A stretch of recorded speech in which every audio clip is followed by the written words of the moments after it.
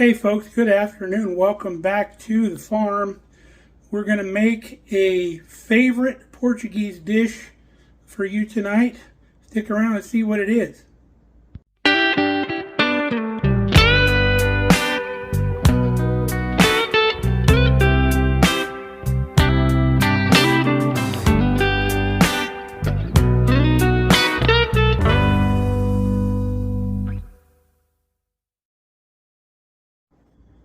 What we're making for you tonight is called Alcatra.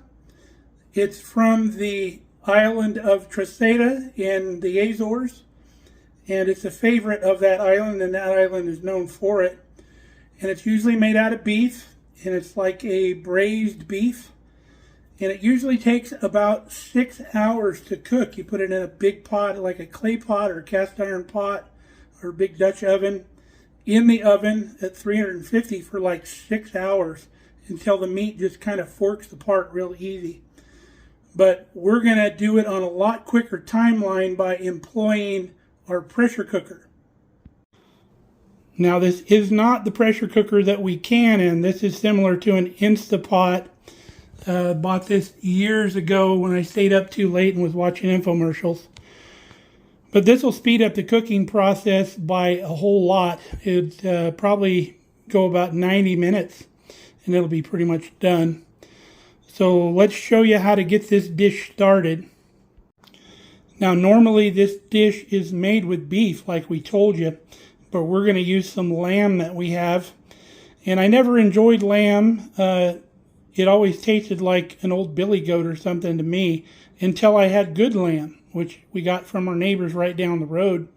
They brought us some, and it's very similar to beef. I really like it, and there's no off-putting flavor to it that I can taste. Now we're using lamb chops, bone-in lamb chops. If you've never seen a chop like this, because the lamb is such a small animal, they give you both chops on one. So like if you can picture the whole rib section of the animal, this would be the ribs here and here. They cut the ribs off, and then they cut the whole loin section crossways. So you have both loins, one here, one here. So we're going to get these into the pot. We'll get this thing started. Now if you're using beef for this dish, as you would historically correctly, you would use like shank bones with meat on them, like beef shank, or bone-in chuck roast or steaks or whatever like that. Would be perfect for this. Now we're going to layer all this into the pot. So our first layer, I want some onions in there. And then we'll put some meat in on top of those onions. And those onions will keep the meat from sitting right on the bottom of the pot. Okay, we got a layer of meat in on top of our onions. So we're going to salt our meat a little bit. And you want about a half a teaspoon per pound of meat. So we'll have like, 2.5 teaspoons in this when we're done. So here's like a whole teaspoon. There, 2.5 teaspoons makes a whole teaspoon. Now we're also going to add some bay leaf. So I'll take a bay leaf here and I'll just kind of break it up, put it in here on this layer like this. We've got 3 or 4 more bay leaves here. Now we're also going to put some of our spice mixture in here on top of this layer, not all of it, just some of it. So in our spice mixture here, we have a half a tablespoon of black peppercorns, a half a tablespoon of whole cloves, 1 tablespoon of whole allspice, and then I just mix it up, and then we take a little bit of it and we sprinkle it in here on top of this layer. Now if you get to the top and you've got spices left over, just go ahead and dump them in on top. Now on top of this also, we're going to add about a tablespoon of our tomato paste. So now we're going to add some bacon. I'm using some of our home cured bacon that we made last year, and I just cut it into small chunks. We're going to end up with about 8 ounces of bacon, or half a pound of bacon, in this whole dish. So I'll probably put about a quarter of what we have in here. We're probably going to end up with about 4 layers maybe. So now we're going to add some garlic. In this whole dish, we're going to have about 1/3 cup of minced garlic. If you don't have the minced garlic, you have like the whole cloves of garlic, use like a whole head of garlic in this dish.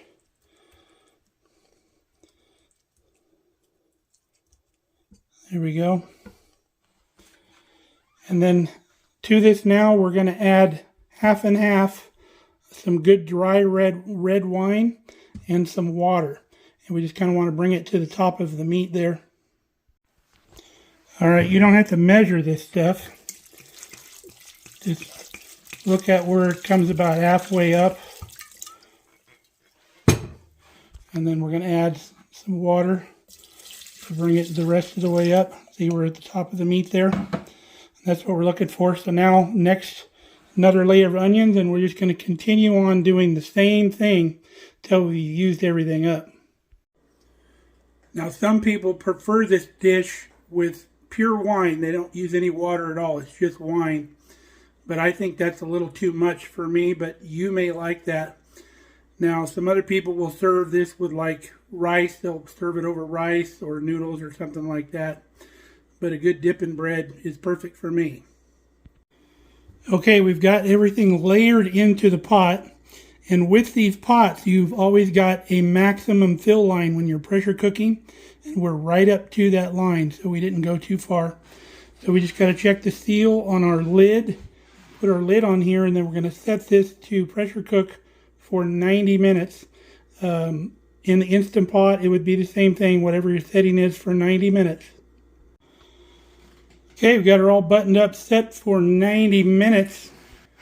Now, beef is a very important staple on the island of Treseda. Beef goes way back. The first people that discovered the Azores Islands brought cows with them and left them. And when they returned years later, the cows had multiplied and were really thriving on the islands. It's beautiful green grass on the Azores Islands. So legend has it when the Spaniards came to take over the Azores Islands, I think it was like in the 1500s or something like that. The people of the Azores really didn't have an army or anything like that to fight the Spaniards off. So when they came onto the Isle of Treseda, the people went up into the upper areas above the town, into the pasture areas, and they turned the bulls loose. And they stampeded the bulls through town. And I don't know if you've ever been around mean bulls. They'll chase you down and come after you. If they see you, they're on the run to get you. And usually when you have beef cattle, you would neuter them when they're young, when they're calves. And then they're steers, so they don't get mean. But if you don't neuter them when you're young and they turn into bulls, they grow bigger and they get mean. And they'll chase you down. So the bulls chased the Spaniards out of town. They were able to get back to their boats and they left. Said, we're not having any of that. So that is a celebrated thing every year on Treseda. If you come up in the main area of town down towards the ocean, there's a big statue of 3 big black bulls to commemorate that. And it even caught on in Spain because every year that the island of Treseda, they'll have a running of the bulls where they'll turn a bull or several bulls loose and people will run from them. And it caught on even in Spain, even though it was used against them. They must have thought it was pretty cool. So they do a running of the bulls in Spain as well. But just a little history on Treseda. Now, out in California, where we were from, in the Central Valley, they have what's called festas, which some people call it festas and festas. There's different names. We always call it the festa. And during the summertime, they're held all over the Central Valley of California. There's a lot of people from the Azores in the Central Valley of California. A lot of them from the Isle of Treseda. So they brought all this back to California when they came. So every year they have what's called the festa. You get together and they cook what's called sopa, and a lot of times they'll have a bullfight or it's not so much a running of the bulls, but if they have an arena, they'll put a bull in the arena and people will jump out of the stands and get down in the arena and run from these bulls, sometimes not so successfully. Now the poorer festas around the valley, if they don't have a big arena, they do what's called a toro de corda, which means bull on a rope. So they put a rope on the bull and they kind of circle the cars around, put hay bales out and stuff like that. They're really big 1 ton, like 4 foot tall hay bales. So you run through and get the bull to chase you, and if you get too close, you jump up on the hay bale. But I've seen one of the bulls jump up on top of the hay bale. They can get up that high chasing people. But it's just something that they commemorate every year. It's pretty cool. Now, the best thing about the pressure cooker is you can go sit down, read a book, or do whatever. Let the pressure cooker do the work. It's not like a labor-intensive thing. We got some snow from the last time we saw you. So much that I had to get out in certain areas and push snow with the tractor. You can see some piles over here and some piles over there. Now, looking at our gauge here, shows we only got about 2 inches, but that's here next to the house. Where the wind blows out there, anytime it blows around something, it'll create a drift. So we had about a 2 foot drift here in front of the driveway, about a 1.5 foot drift out there, and then another 2 foot drift. We got like a 3 foot drift in the backyard where the wind blows around the house. Now the piles of snow Ruby really enjoys. She likes going out and jumping up on top of the piles, huh? Don't you, Ruby? You jump on top of the piles of snow. And she eats big mouthfuls of snow all the time. You girls going to go out and play with Mom? Is she going to go feed the chickens? Now, if you do not have one of these pressure cookers or Instapot or whatever, again, don't fret, because this isn't normally cooked in a pressure cooker. We're only doing it for time purposes to speed things up. Put it in a Dutch oven or a clay pot. Traditionally, it's done in a clay pot. Put the lid, make sure you got a fairly tight fitting lid. Put it in your oven at 350 degrees and start checking it around 4 hours. Usually takes around 6 though. You want that meat just fall apart tender. Okay, our pressure cooker is done. We've allowed it to come down in temperature to where there's no pressure in here at all. You can see if we go to vent, there's no venting going on. So let's take our lid off. You can see all the fat has rendered and has come to the top, and we can skim all of that off. So here's one of our pieces of meat here. You can see how that meat just falls off the bone. See how tender that is? Just comes right apart.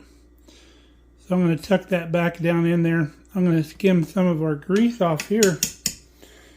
And we're ready. We'll dish some up and show you. We've pulled the majority of the grease off. We've got this much here. We'll let that solidify. There'll be some juice underneath that we'll capture. We can just pull the top of the grease off once it's cool. And then we've gone through with tongs and we've picked all the bones out. You can see all the bones, all the meat has fallen off of it. You can see some of our beautiful meat right here. I'm going to give it a taste.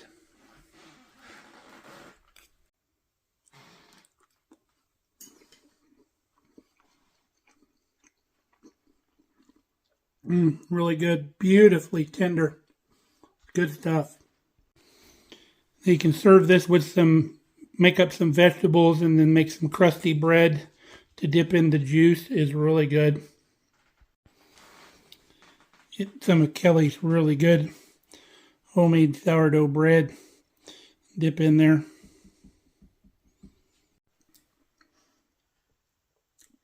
A match made in heaven right there. There's supper for me right there. That's the way I like to eat it. Alright, there's another recipe in the bag. Nice Portuguese recipe. Brings back a lot of memories. Really love eating this stuff. So I hope you enjoyed it. We hope you stay safe. We hope you stay healthy. Hope you stay warm. So come back and see us here at Markelly Farm. We love you guys.